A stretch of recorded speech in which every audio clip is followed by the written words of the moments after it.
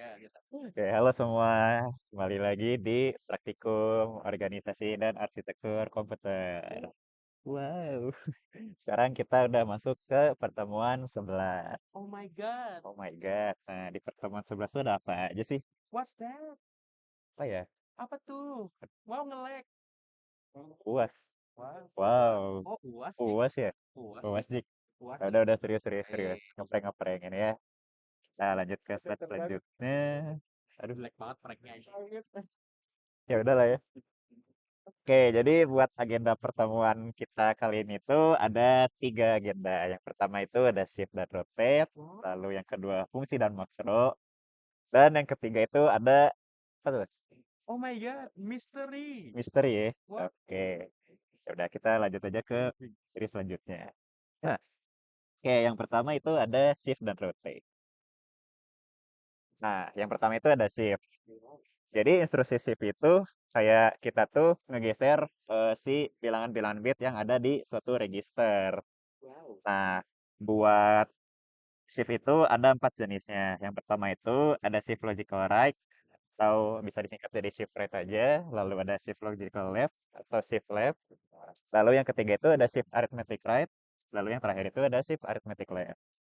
Nah, biar lebih jelasnya kita langsung aja lihat ke visualisasinya. Nah, di sini bisa dilihat ya contoh dari operasi shift yang biasa sama arithmetic shift. Yang pertama itu contohnya tuh ada shift logical right sebanyak 3 bit di angka 101100. Nah, kalau misalkan kita shift si bilangan biner ini sebanyak 3 bit ke kanan, berarti si 3 bilangan bit yang ada di kanannya itu bakal eh apa sebetulnya bakal hilang gitu. Nah, terus dari kiri itu bakal masuk angka 0. Jadi misalkan di sini 10100110. Kalau misal kita shift ke kanan, jadinya tuh bilangan bitnya tuh bakal geser ke kanan semua sebanyak 3 bit. Makanya si 110-nya tadi hilang. Terus di kirinya tuh masuk 000. Terus seperti itu. Sama buat yang logical left juga. Kalau misalkan di contoh ini tuh kita geser sebanyak 3 bit, nanti si bilangan 10100110-nya itu bakal bergeser semua sebanyak 3 bit. Makanya si 101 yang ada di kirinya itu bakal hilang. Terus di kanannya tuh masuk 3 bit kan 0. Kurang lebih seperti itu. Oh my god. Oh my wow. Wow, wow. Oke, lanjut kalau buat yang aritmetik, kalau buat yang left ya, kalau buat yang left itu sebenarnya sama aja kayak shift logical left biasa. Itu tuh ya ngegeser bilangan bit biasa. Nah, bedanya kalau misalkan buat yang arithmetic ini ada di shift arithmetic right, di mana dia tuh bakal ngepertahanin si bilangan MSB-nya atau most significant bitnya. Yang di sini tuh misalkan ada bilangan 1 nih. Nah, kalau misalkan kita shift arithmetic right sebanyak 1 bit, dia tuh bakal tetap pasif sebanyak 1 bit, tapi di apa ini namanya di MSB-nya itu bakal tetap 1, nggak 0, kurang lebih seperti itu. Kalau bedanya logical sama arithmetic. Kita lanjut ke selanjutnya. Nah, di sini ada sintaksnya buat shift biasa sama shift arithmetic. Buat yang shift right itu sintaksnya tuh SHR, lalu nama registernya, koma, sama jumlah bit yang mau di shift itu ada berapa. Kalau di contohnya ini ada SHR AX, 2, berarti ini tuh nilai di register AX-nya tuh bakal di shift ke kanan sebanyak 2 bit. Sama seperti yang SHR juga, kalau yang SHL itu sintaksnya sama SHL register, lalu koma, sama jumlah bit yang mau di shiftnya berapa. Kalau misalnya di sini contohnya tuh SHL AX, 2, maka isi dari register AX-nya tuh bakal di shift ke kiri sebanyak 2 bit. Lalu lanjut untuk yang shift arithmetic, itu sintaksnya tuh SHR, lalu nama register, koma, sama jumlah bit yang mau di shift itu berapa. Kalau misalkan di contoh ini ada SHR BX, 5, itu tuh artinya isi dari register BX itu bakal di shift arithmetic sebanyak 5 bit ke kanan. Sama buat yang arithmetic left juga, sintaksnya tuh SAL, nama register, koma, jumlah bit yang mau di-shift itu berapa. Kalau misalkan di contoh ini, SAL, CL, koma 2, itu tuh berarti register CL tuh bakal di-shift ke kiri sebanyak 2 bit. Kurang lebih seperti itu untuk PC. Lanjut, selanjutnya ada rotate. Sebenarnya rotate ini sama kayak shift. Itu tuh geser-geser bit juga. Tapi bedanya kalau di rotate itu bitnya tuh gak ada yang hilang.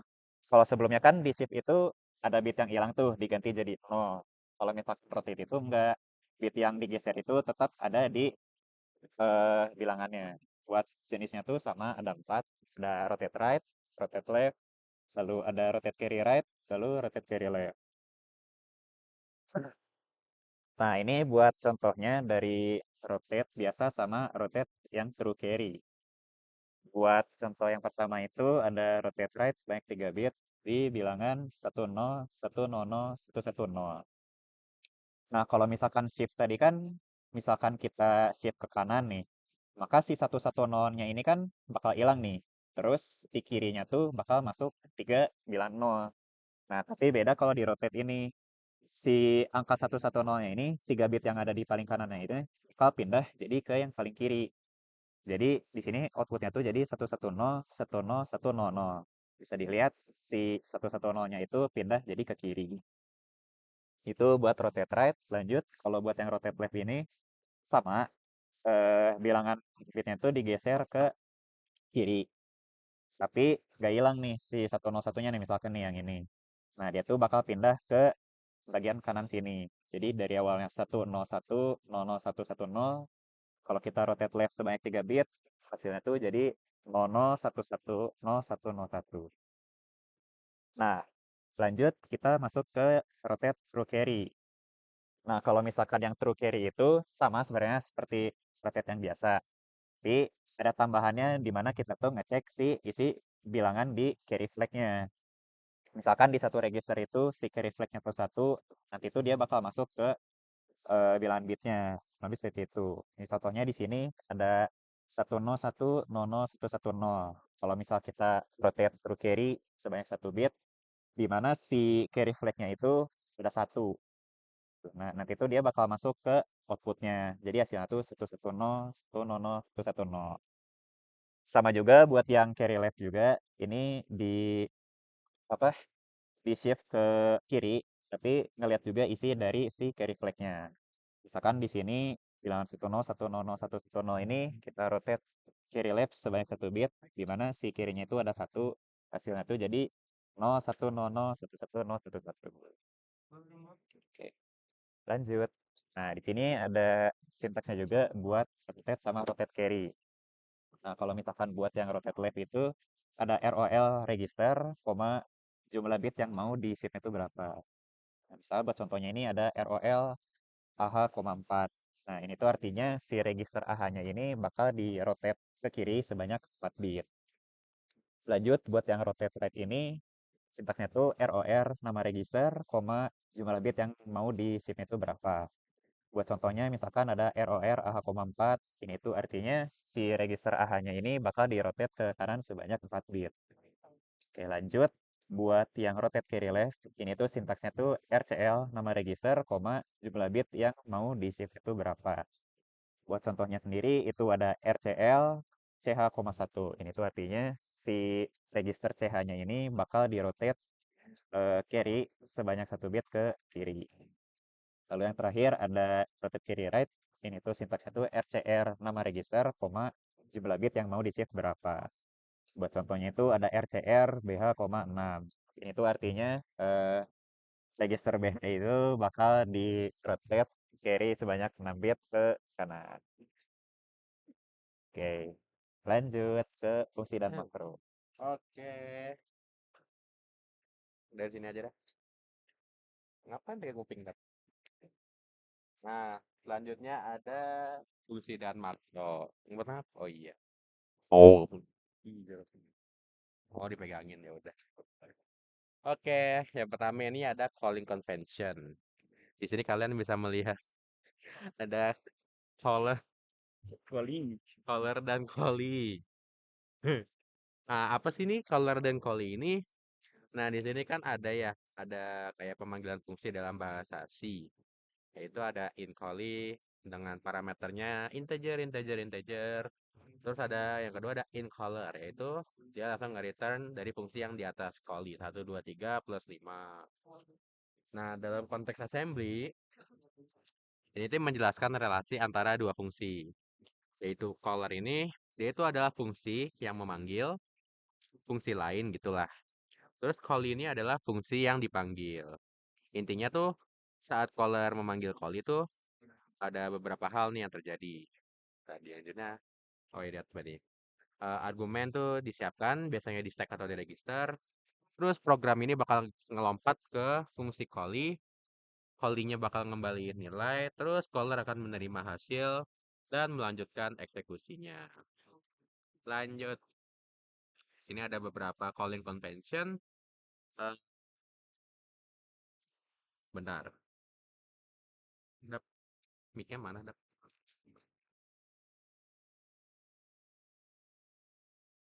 Mic-nya, Dap. Nah, nah gitu dong, Dap. Nah, yang pertama ini ada urutan alokasi parameter. Nah, biasanya ini argumennya itu disimpan di stack dari kanan ke kiri. Nah, ini tuh penting, soalnya biar si callee ini tuh bisa tahu posisi argumen lewat offset dari EBP. Nah, apa sih EBP? Nanti kita bakal bahas juga. Terus yang kedua ada bagaimana parameter diterima. Nah, ini tuh dapat dikirim melalui stack, register, atau keduanya. Dan di arsitektur yang kita pakai yaitu x86 CDECL, semua argumen ini biasanya dikirim lewat stack. Dan yang ketiga ini ada register mana saja yang harus disimpan oleh callee. Nah, ada dua jenis registernya nih. Ada caller safe, yaitu ada register EAX, ECX, EDX. Nah, ini caller ini harus menyimpannya sebelum call jika ingin mempertahankannya. Lalu yang tipe kedua ada Holly Saved, yaitu IBX, ESI, EDI, dan EBP. Nah, call ini harus menyimpan dan memulihkannya. Yang terakhir ada cara mempersiapkan stack untuk caller dan callee. Nah, stack ini tuh disiapin sebelum call biasanya dan dibersihkan setelah fungsinya tuh udah selesai gitu, kembali gitu. Oke, lanjut. Nah, di sini ada x86 calling convention. Nah, yang sebelah kanan ini tuh nunjukin berbagai jenis calling convention pada platform 86. Nah, di praktikum kali ini tuh kita akan fokus ke penggunaan konvensi CDECL atau seed declaration. Jai. Nah, itu tuh biasanya argumennya dikirim via stack dari kanan ke kiri. Caller bertanggung jawab membersihkan stack. Return value disimpan di EAX. Dan ini tuh digunakan di GCC atau Linux dan Microsoft C Compiler untuk C atau C++. Nah, contoh pengiriman parameter stack itu ada push 3, push 2, push 1, call, callee gitu. Terus setelah fungsinya selesai, caller akan melakukan misalnya add ESP 12, yaitu tuh membersihkan tiga argumen. Kenapa 12? Karena ada, nanti dijelasin lah gitu. Nah, sekarang kita akan review stack. Stack itu kan yang seperti yang kalian udah pelajarin di apa namanya struktur data. Itu struktur data memori yang tumbuh dari alamat tinggi ke rendah. Di sini ada ISP, stack pointer, dia tuh menunjuk ke top, bagian paling atas kan. Tapi di sini dia ada di paling bawah karena di assembly ini tuh apa ya representasinya tuh dia bakal tumbuhnya ke bawah bukan ke atas gitu. Nah, ya gitu dap. Itulah dapnya. Terus ada EBP atau base pointer digunakan untuk mengakses parameter dan variabel lokal atau juga ya dia di bottomnya gitulah. Dan gitu. Terus semua variabel lokal atau argumen fungsi, pattern, return address, dan FPBP disimpan dalam stack frame yang tertata dengan rapi gitu. Lanjut dap. Nah, di sini tuh ada standard entry sequence. Kalau kita lihat di kiri ada bentar kita lihat dulu yang di kanan dulu nih, yang paling atas ada void my function. Ada tiga variabel integer kan, ada integer A, B, dan C. Nah, bagaimana cara kita merepresentasikan itu di dalam assembly? Kita lihat dulu ke kiri, ada kalau lihat yang kiri. Ya benar yang kiri. Ada push EBP, yaitu untuk save nilai EBP nanti bakal dijelasin juga. Ada move EBP atau dan ESP. Berarti itu dia akan memindahkan value dari ESP ke EBP. Lalu ada sub ESP, X, yaitu dia akan mengurangi nilai ESP sebanyak X gitu. Jadi dia tuh bakal, ya nanti dijelasin lagi lah. Nah, jadi itu representasi di assembly-nya tuh yang kanan tuh, kalau buat function yang di atasnya, jadi ada main function, push EBP, move EBP, ESP, sub, ESP, 12. Nanti bakal jelasin kenapa 12 gitu. Nah, ini selanjutnya ada, weh bintang, lagi nge-record, ush, ush. Situ 20, 20, 20, 20, 20, 20, 20. Buru tang. Ih. Nah, di sini, aduh anjir lah, jadi lupa kan. Ini akan ada, kita jelasin dulu dari yang pertama itu push EBP. Dia tuh bakal menyimpan base pointer lama ke dalam stack. Oke, lanjut dap. Jadi kan tuh, nah, ini push EBP nih. Terus, lanjut dap. Nah, setelah kita push si EBP ini, kita memindahkan EBP ESP ke posisi EBP. Ini dia buat apa? Sing, gila cuk, darah cuk. Yellow anjir emang lah, kelas. Ah, dari nyampe mana? Oh, mau PBP ya. Kenapa ESP ke EBP? Ya udah. Eh, nah, bentar ya.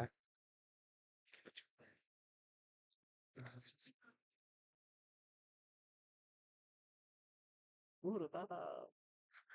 Bentar apa? Baik nyamuk. Yang kedua ini ada move EBP, SP. Setelah kita hapus tadi EBP-nya kan, kita tuh perlu menetapkan anchor, apa ya, dapat namanya ya? Anchor jangkar. Iya, jangkar gitu lah, buat stack frame barunya. Maka kita tuliskan move EBP, SP. Sekarang EBP ini bakal menunjuk ke bagian paling atas dari stack frame fungsi saat ini, yaitu ke posisi saved EBP. Nah, kenapa kita lanjutkan melakukan ini? Ini untuk mempermudah pengaksesan parameter dari dan variabel lokal secara stabil lewat offset dari EBP. Jadi yang sering berubah tuh EBP-nya, bukan ESP-nya gitu. Nah, di diagram kan kelihatan nih EBP itu yang paling atas, EBP yang ini yang tengah ini set EBP, terus EBP plus 4-nya itu return address. Yang otomatis dimasukkan pas kita nge-call. Nah, lanjut ESP-nya ini. Lanjut sub ESP, 12. Kenapa kita perlu mengurangi ESP ini sebanyak 12? Karena dalam arsitektur x86 ini, setiap variabel itu akan bernilai sebanyak 4 bit.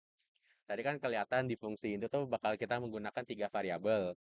Nah, 3 kali 4 sama dengan 12 kan.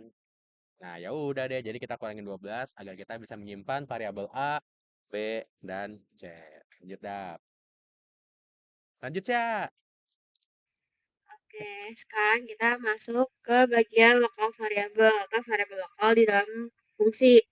Di sini kita bisa melihat kalau di sisi kiri nih itu biasa di bahasa C gitu kita simpelnya tulis kayak gitu kan. Kalau mau inisialisasiin variabel jadi langsung aja integer A sama dengan 10 bla bla bla.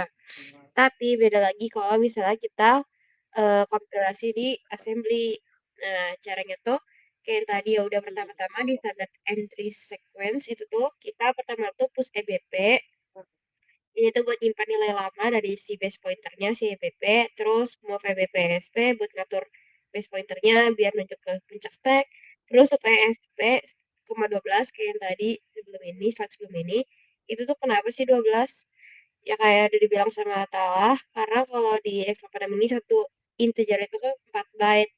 Jadi karena kita di sini tiga integer, tiga variabel, makanya 3 kali 4, jadi kita pakai 12 byte. Dan kenapa dia EBP minus 4, minus 8, minus 12? Karena ini bentuknya stack, dia pasti bakal berurutan ke bawah terus gitu. Jadi EBP minus 4 itu nilainya 10, EBP minus 8 itu nilainya 5, EBP minus 12 itu nilainya 2. Gitu deh, next.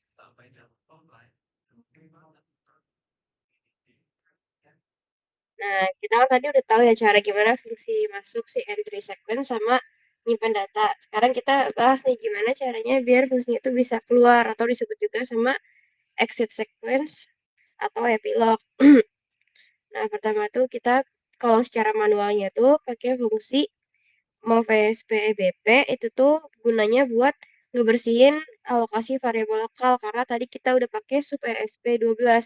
Jadi kita sekarang ngebalikin ESP-nya tuh ke atas stack frame itu posisi EBP. Terus lalu kita pakai pop EBP ini tuh juga biar kita ngambil kembali base pointer lama yang tadi sempat kita simpan gitu. Terus langsung aja deh read itu buat return nilainya, return dari fungsinya. Nah, tapi selain itu kita juga bisa pakai alternatif lain selain pakai MOV VSP sama POP EBP itu tuh langsung aja pakai yang namanya instruksi leave. Ini tuh jadi kalau kita pakai leave itu tuh langsung ngelakuin keduanya sekaligus. Jadi nggak usah nulis MOV VSP EBP sama POP EBP lagi. Jadi langsung aja tulis leave sama read. Ini tuh kayak versi lebih ringkasnya aja sih daripada si manual tadi. Jadi langsung aja tulis leave, leave sama read gitu. Next. Nah, di sini kita ngeliat di visual si stack-nya. Ini kan terakhir tadi di entry sequence ya. Nah, di sini tuh bisa dilihat kalau terakhir tuh ya udah push EBP dia tuh pasti sebagai base pointernya tuh ada di save EBP sama si ESP-nya tuh ada di paling bawah karena dia dituruninnya ke bawah. Terus EBP -4, -8, -12 ini tuh biar bisa ngacu gitu ke si variabelnya. Terus next. Sekarang kita masuk ke exit. Nah, kalau ke bagian exit tadi itu kita pakai move ESP-EBP, itu tuh nanti ESP-nya tuh bakal naik ke bagian EBP buat ngebersihin variabel lokalnya. Jadi biar si EBP -4, -8, -12-nya tuh dibersihin gitu. Terus baru deh kita next. Nah, di sini kita pop EBP. Ini tuh digunainnya tuh biar ngepop lagi si EBP-nya tuh biar bisa ngambil EBP yang lamanya. Jadi EBP-nya dikembaliin. Terus kita ESP-nya pun juga jadinya balik ke return address. Next, next, next. Jadi deh. Jadi kita kalau kita return berarti fungsinya udah selesai deh. Kembali deh ke pemanggil. Yay, finish, next.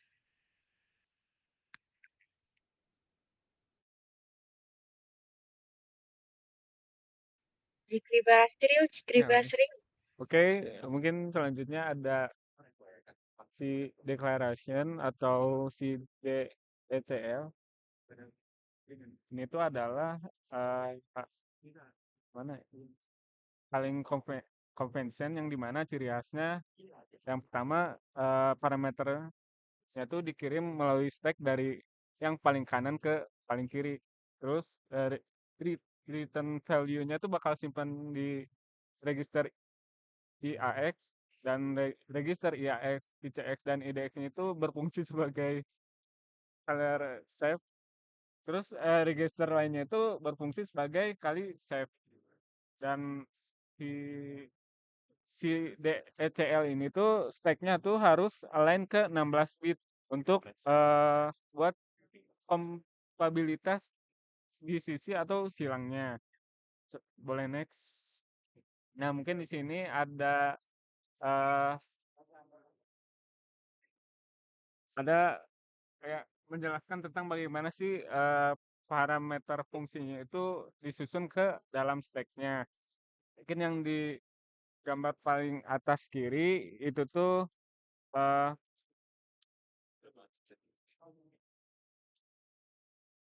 yang pertama kali di push itu adalah parameter yang paling kanan. Jadi 62-nya tuh 62 itu bakal di push terlebih dahulu baru 61-nya. Nah, yang bisa dilihat di gambar paling atas kanan. Terus di gambar paling bawah ini tuh bagaimana sih? Ini tuh adalah bagaimana alur eh, si fungsinya.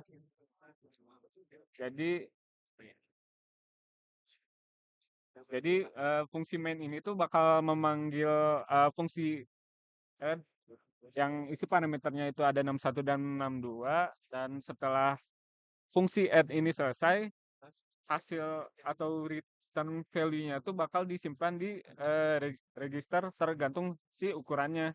Jadi kalau 32 bit itu bakal simpan di register IAX, dan kalau 64 bit itu bakal dibagi dua, ada yang height-nya itu register IDX dan yang low-nya itu register IAX.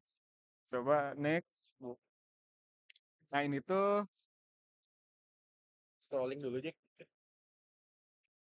ini tuh di gambar di slide ini tuh menjelaskan bagaimana fungsi dalam bahasa C ini tuh diterjemahkan ke assembly x86 dengan aturan calling convention si DECL. Jadi kalau lihat di apa kode si yang paling kiri itu, nah, jadi fungsi eh, color ini tuh bakal memanggil fungsi kali dengan 3 parameter, ada 1, 2, dan 3, dan setelah itu bakal hasil dari kali ini tuh bakal ditambah dengan 5, lalu di return. Terus yang paling kanannya itu implementasi dari codingan C yang ada di kiri ke bahasa assembly. Mungkin agak rumit ya kalau di bahasa C, di bahasa assembly. Jadi mungkin aku bakal jelasin codingannya line by line. Jadi put EBP atau dan move EBP ISP-nya itu buat untuk ngebuat stack frame-nya, terus sub ISP 8 ini tuh untuk alokasi ruang variabel lokalnya, terus sub ISP 4 ini tuh untuk penyesuaian alignment stack ke 16 bit byte, karena untuk kompatibilitas tadi. Terus uh, push 3, 2, dan push 1 itu tadi yang ada di parameter kali itu. Terus add ESP 16 ini tuh buat ngebersihin stacknya, dan add IAX 5 tuh tadi kalinya itu bakal ditambah dengan 5. Terus leave dan read ini tuh untuk menutup fungsinya dan kembali ke kalinya, ke pemanggilnya. Coba boleh next. Nah, di slide ini tuh ngejelasin bagaimana struktur stack frame ketika fungsi foobar yang isi parameternya itu ada integer A, integer B, dan integer C dijalankan dengan menggunakan calling convention CD CL pada assembly. Mungkin kalau di si codingan si yang paling kirinya, jadi fungsi pubar ini menerima 3 parameter, ada parameter A, B, dan C, lalu dia tuh fungsinya mendeklarasikan 4 variabel lokal, ada variabel lokal XX, Y, ZZ, dan SUM. Terus di sebelah kanannya itu ada gambaran stack frame-nya. Jadi si assembly ini ciri khasnya dia stack assembly ini tuh tumbuh dari alamat yang paling tinggi ke rendah, dari atas ke bawah. Mungkin karena tadi ciri khas si DECL atau si declination ini dia yang push pertama kali itu parameter yang paling kanan. Jadi C dulu, baru B, baru A. Terus terus diisi return address, terus save IBP. Ini tuh buat pembatas lah istilahnya antara fungsi dengan variabel lokalnya, dan selanjutnya itu ada XXY, ZZ, dan SUM itu buat variabel lokalnya. Nah, coba next. Coba mundur dulu. Jadi intinya kayak gini lah gambaran si stack-nya. Jadi yang paling bawah tuh ya sumnya nih, kayak ini. Yang paling atasnya tuh ini. Nah, coba.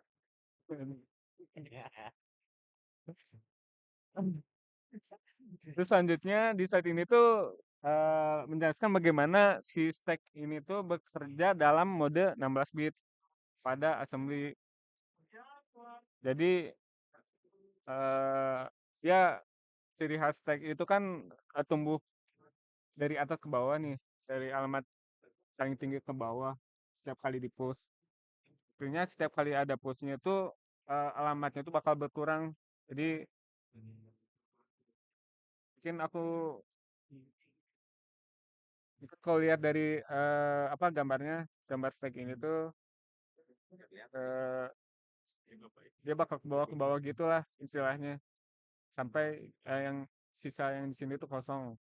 Nah, terus di sini ada BP, BP-nya itu base pointer yang dimana ini tuh digunakan untuk mengakses parameter atau variabel lokal secara tetap. Dan di sini ada SP, ini tuh stack pointer yang dimana ini tuh untuk menunjuk ke posisi teratas dari si stacknya, topnya, top dari stack saat ini.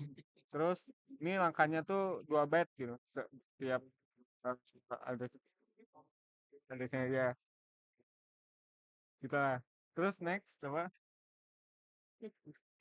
Terus ini implementasinya ketika apa nih fungsi void yang dia tuh parameternya cuma satu, terus di dalamnya tuh ada integer A, B, C terus di return. Nah si gambaran stacknya tuh bakal kayak gini. Jadi yang paling atas itu kan param satu yang di push, terus baru return address-nya, save BP-nya atau base pointernya, baru si lokal variabelnya A, A, B, C gitu. Next. Terus di sini ada NASM makro. Jadi NASM makro ini tuh apa? Jadi mungkin kalau kalian di bahasa C atau Java atau Python tuh ini tuh bisa disebut sebagai fungsi gitu. Fungsinya di assembly makro ini. Jadi apa namanya? Struktur sintaksnya tuh bakal kayak gini. Jadi pesan makro, terus nama makro ini tuh mungkin nama fungsinya. Terus ini tuh jumlah parameternya, terus ini body-nya, baru di end. Mungkin kalau contohnya kayak gini, ini tuh makro buat eh, nulis sebuah string. Parameternya cuma satu buat ya si stringnya. Terus ini buat ngeprintnya lah. Sama ini yang integer 0x21 buat manggil si sistemnya. Terus kalau di sini tinggal dipanggil aja si makronya buat write a string string satu dan write string string dua. Jadi ini tuh bakal outputnya bakal ada tes 1 dan tes 2. Terus eh, apa sih perbedaan ketika pakai makro dan tidak pakai makro? Nah, kalau lihat di kanan tuh, kalau dia nggak pakai makro, dia bakal agak panjang lah codingannya, bakal ngulang-ngulang terus. Kalau dia pakai makro, jadi lebih pendek, cuman ya 2 line doang di apa section startnya gitu. Pokoknya intinya dia tuh kayak fungsi lah, fungsinya di bahasa C atau yang lainnya gitu, bahasa tingkat tinggi lainnya. Next. Nah, mungkin ini contohnya buat ngeprint buah angka ya. Ini apa nih? Oke, ya mungkin ya coba next. Mungkin selanjutnya bakal diserahin ke Kang Dava. Boleh. Mana aja dah. Oke, karena buat materinya udah selesai, sekarang ada something yaitu pengumuman UAS. Wow, wow, wow. Nah, jadi buat praktikum Orarkom kali ini tuh kalian UASnya tuh bakal ngapain aja sih? Nah, kalian tuh disuruh untuk membuat program dengan bahasa assembly x86. Nah, terus buat ketentuannya itu yang pertama, programnya itu kalian nggak boleh cuma output string. Jadi kalau bisa ada perhitungan aritmetikanya, bebas mau pakai fungsi apa aja itu bebas. Yang penting kalian nggak cuma ngeluarin output string. Nah, terus yang kedua sama kayak tugas JMP Loop sebelumnya, si judul program yang kalian buat itu nggak boleh sama tiap kelompok. Terus yang ketiga, yang keempat ini sorry sorry, eh tugasnya ini kelompok. Buat kelompoknya itu maksimalnya 3 orang. Wow. Nah, terus kalian isi aja buat informasi kelompoknya kalian mau siapa aja itu di link sheet yang ada di eh, slide ini. Nanti bakal dikirim slide-nya. Buat maksimal ngisinya itu tanggal 28 Mei. Tapi kalau bisa kalian cepet-cepet aja. eh, karena judulnya nggak boleh sama, orang saranin kalian langsung isi aja kelompoknya mau siapa aja sama judul yang mau kalian bawain apa buat program si assembly-nya. Nah, buat deadline-nya sendiri ini sebenarnya masih tentatif ya. Bisa aja berubah. Tapi kalau di sini kita rencanain di tanggal 3 Juni. Ya kalau bisa jangan apa ngedadak aja. Soalnya lumayan kompleks ya kalian ini tugasnya. Sama buat presentasinya juga sama. Ini masih tentatif, bisa berubah-ubah. Bakal diumumin di Discord kalau misalnya ada perubahan. Sama buat penilaian program kalian itu bakal dinilai berdasarkan fungsionalitas programnya sama pemahaman individu kalian di materi Oracle. Tambahan. Yang pakai program tahun lalu dari cutting awas aja ya. Udah diperingatin sama Kang Atala, nggak tahu. Ya, siapa tahu kalian ada yang nakal atau gimana. Ih, nakalnya. Udah. Mungkin itu aja buat info apa UAS Praktikum Oracle. Kalau misalkan kalian ada yang mau nanyain tentang UAS ini langsung aja boleh di Discord, mau di grup di server atau di DM boleh. Oke, mungkin segitu aja praktikum kita kali ini. Terima kasih sudah menyimak dan menonton. Semoga kalian nonton pokoknya mah. Kasih guys. Ya, terima kasih. Dadah. Jangan subscribe dan beri like dan Eh,